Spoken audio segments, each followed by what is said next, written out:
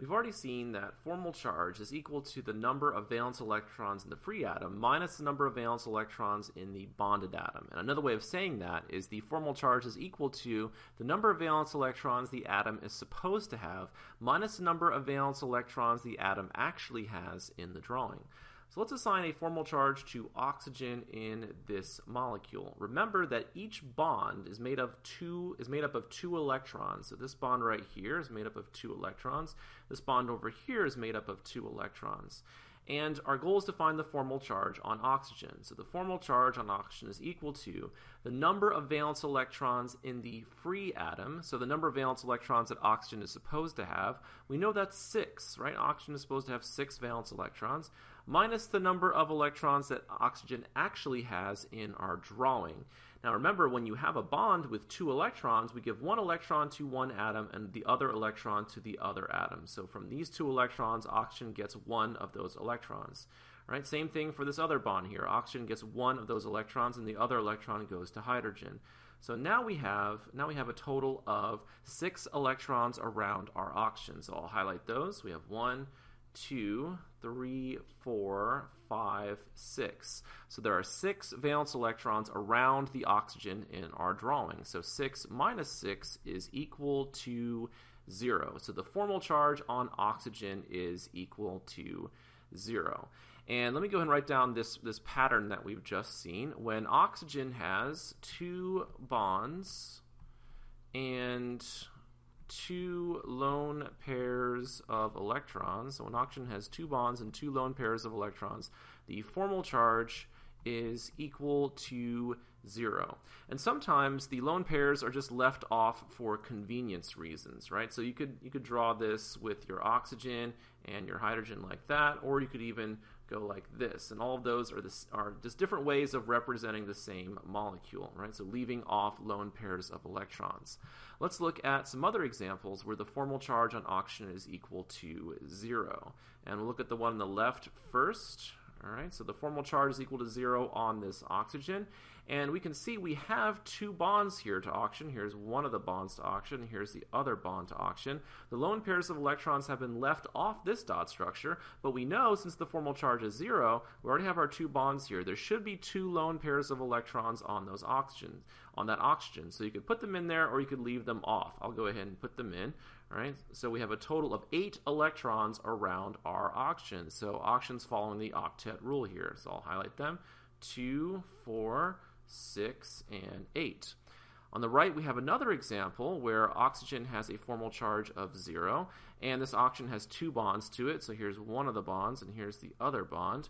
And this oxygen would also have to have 2 lone pairs of electrons on it. And again, I didn't draw them in here. Sometimes you don't draw them in here for convenience, but I could go ahead and add them, so it's easier to see that oxygen has a formal charge of 0 and a total of an octet of electrons around it. So let me highlight those, 2, 4, 6, and 8. So these patterns are important, and for oxygen, 2 bonds and 2 lone pairs of electrons give us a formal charge of 0.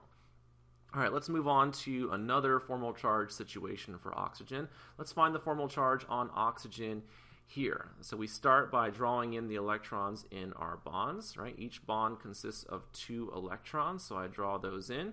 What is the formal charge on oxygen this time? So the formal charge is equal to the number of valence electrons oxygen is supposed to have, which is 6, minus the number of valence electrons oxygen actually has in our drawing. So we divide up our electrons again. So oxygen gets 1 from this bond, and 1 from this bond, and 1 from this bond. So how many electrons are around oxygen now? This would be 1, 2, 3, 4, and 5. So 6 minus 5 is equal to plus 1. So it's like oxygen has lost an electron here. So oxygen has a formal charge of plus 1. I could redraw that. Let me go ahead and do that over here. So I could redraw that over here. So we have oxygen with our bonded 2 hydrogens, and oxygen has a lone pair of electrons on it, and this oxygen has a plus 1 formal charge. And so we can come up with another pattern here. Here oxygen has 3 bonds. Let me highlight those bonds. Let me use red this time. So here's 1 bond, 2 bonds, and then 3 bonds, and then 1 lone pair of electrons. So the pattern of 3 bonds plus 1 lone pair of electrons for oxygen will give you a formal charge of +1. And again, it's good to recognize these patterns. You should be able to do the calculation, and then after you do enough of these problems, you can just look at it and figure out what the formal charge is. Let's look at some more examples where oxygen has a formal charge of +1, and the lone pairs were left off of this one, again for convenience reasons. So we'll start with this example on the left. We can see that the oxygen with a +1 formal charge has 3 bonds to it. Here's 1, here's 2, and then here's 3.